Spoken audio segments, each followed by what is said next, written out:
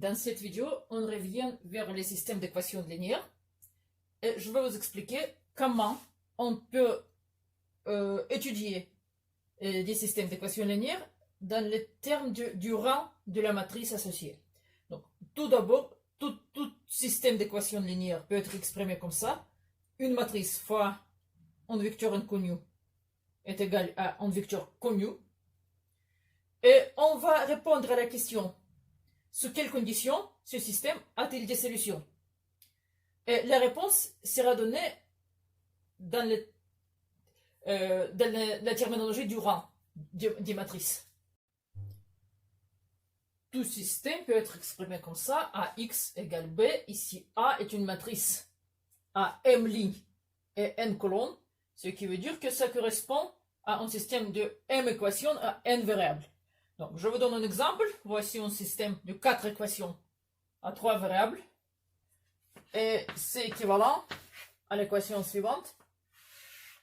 Donc, la matrice est 1, 1, 1, 1, 2, 3, 1, 3, 5, 1, 4, 7, fois le vecteur x, y, z, inconnu.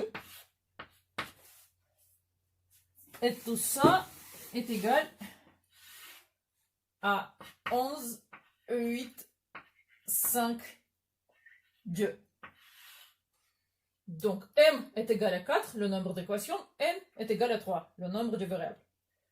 Donc, vous voyez qu'on peut exprimer tout système d'équations linéaires sous forme matricielle.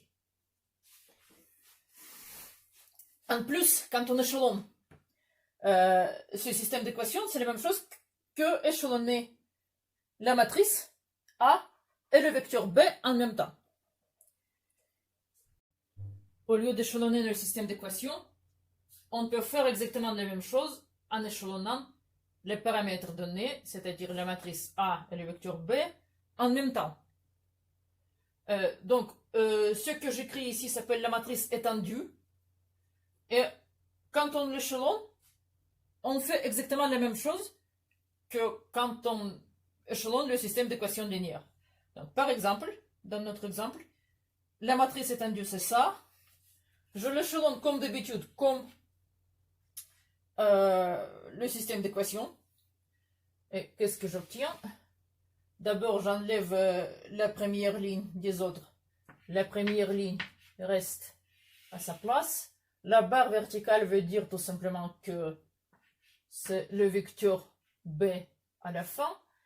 Donc, je prends la deuxième ligne, vendre la première. C'est 0, 1, 2, 23. La troisième ligne, vendre la première. 0, 2, 4, 26. La quatrième, vendre la première. 0, 3, 6, 29. Donc, on peut continuer comme ça. Et je vérifie. Oui, il y a encore assez d'espace.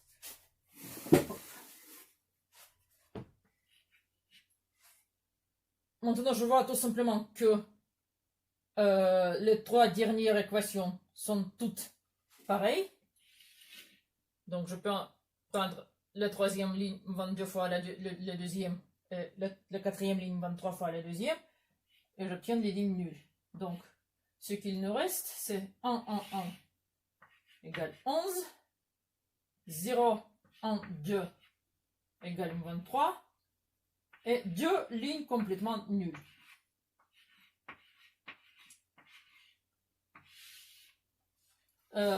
C'est échelonné, et ce qu'on voit ici, c'est que le nombre de lignes non nulles dans la matrice initiale A est égal à 2, c'est le rang de la matrice A, et c'est aussi le rang de la matrice AB, de la matrice étendue.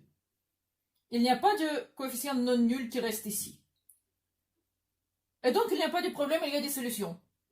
On voit qu'on peut prendre toute valeur quelconque de la variable Z, et on peut reconstruire de cette valeur la valeur de Y et la valeur de X.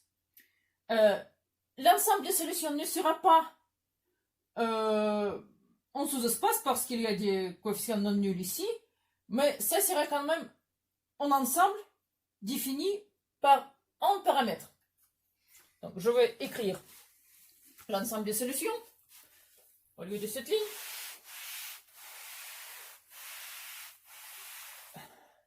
Donc, prenons z quelconque.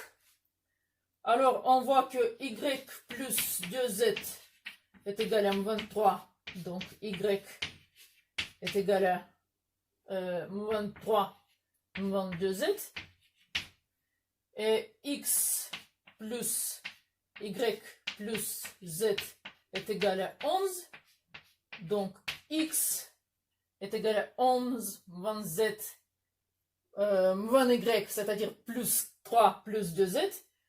C'est-à-dire c'est 14 plus z.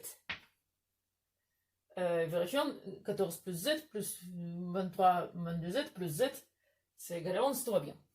Donc l'ensemble des solutions dépend de un paramètre z, et c'est l'ensemble des triplés de la forme. C'est l'ensemble des solutions. C'est l'ensemble des triplés de la forme 14 plus z, 23 22z, z est un paramètre quelconque. Donc ici les solutions existent parce que le rang de la matrice A, qui est égal à 2, est égal aussi au rang de la matrice étendue. Maintenant, je vais vous donner un autre exemple où ce n'est pas le cas. Voici l'exemple qui est tout pareil à l'exemple précédent. En fait, c'est la même matrice A et le vecteur B est presque pareil. Il y a une seule différence. Au lieu de 2, on a 3 ici dans le coin. Donc, on échelonne comme la dernière fois. On obtient 1, 1, 1, 11. 0, 1, 2, moins 3. 0, 2, 4, moins 6.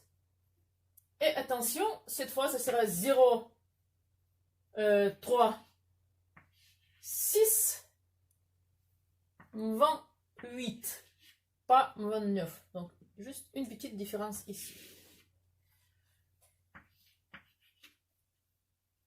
Et maintenant, on voit que cette ligne est 2 fois cette ligne. Pas de souci.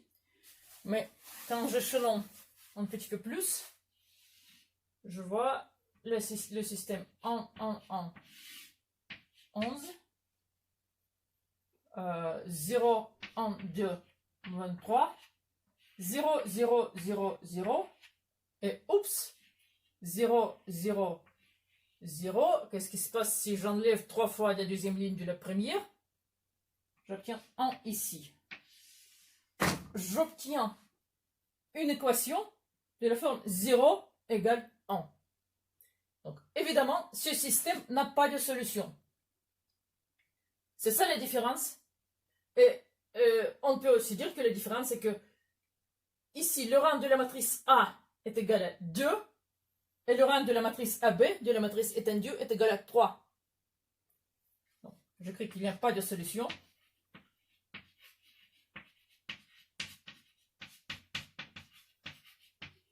Et j'écris aussi que le rang de A est égal à 2 et le rang de AB, A bar B, la matrice étendue, est égal à 3. C'est ça le problème. On a observé le théorème suivant. Un système d'équations linéaires AX égale B admet des solutions si et seulement si le rang de la matrice A est égal au rang de la matrice étendue A bar B. Attention, ceci n'est pas le produit des matrices, c'est juste le vecteur B écrit après la matrice A. Rien de plus. C'est toujours le cas. Et ça donne un critère assez simple pour vérifier s'il y a des solutions d'un système d'équations. Donc, si dans notre système, il y avait m équations et n variables, donc ce système a été donné par une matrice m fois n, supposons que ce système admet des solutions, donc le rang de la matrice A est égal au rang de A bar B, notons ce rang par R. Tout d'abord, je peux dire immédiatement que R ne peut pas être supérieur à M et à N non plus. C'est parce qu'on a discuté dans la vidéo précédente que le rang peut être obtenu par un échelonnement en colonne et en ligne. Donc en tout cas, c'est pas moins que le nombre de lignes et pas moins, pardon, c'est pas plus que le nombre de lignes et pas plus que le nombre de colonnes. Donc on a évidemment cette inégalité, ces deux inégalités en fait. Et maintenant, si on a R équation qui reste dans le système échelonné, notre système échelonné sera quelque chose comme ça, plusieurs pivots, R pivot, R ligne non nulle, les zéros ici, la barre ici, et plusieurs lignes nulles. Blablabla. Alors, il reste, donc, il y avait n variables. Donc, il reste n moins r égale la dimension du noyau variable libre, c'est-à-dire n moins r paramètres des solutions.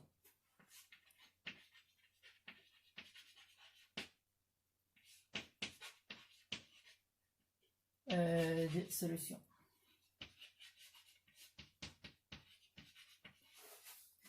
Attention, l'ensemble des solutions n'est pas un sous-espace vectoriel en général, parce que s'il y a des coefficients non nuls ici, ça ne sera pas un sous-espace vectoriel. Mais cet ensemble d'équations, de solutions, sera quand même défini par n moins r paramètres. Donc, en particulier, la solution est unique si et seulement si n est égal à r. Donc, il n'y a pas de paramètres. Et toute solution peut être décrite sans paramètres. C'est-à-dire, elle est unique. On obtient les propositions suivantes. La solution d'un système d'équations linéaires est unique. Donc, c'est la solution unique. Si et seulement si n, qui est le nombre de variables, est égal au rang de la matrice A, qui est à son tour égal au rang de la matrice A bar B, la matrice étendue.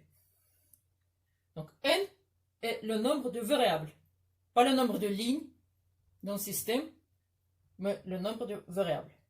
En particulier, si le nombre d'équations est inférieur si le nombre d'équations m est inférieur au nombre de variables n, on voit que c'est jamais le cas. C'est impossible. Car le rang ne peut pas être supérieur à m. Donc le rang sera strictement inférieur à n. Et s'il y a des solutions, alors il y en aura beaucoup. Il y en aura une famille paramétrique. C'est tout dans cette vidéo. Merci.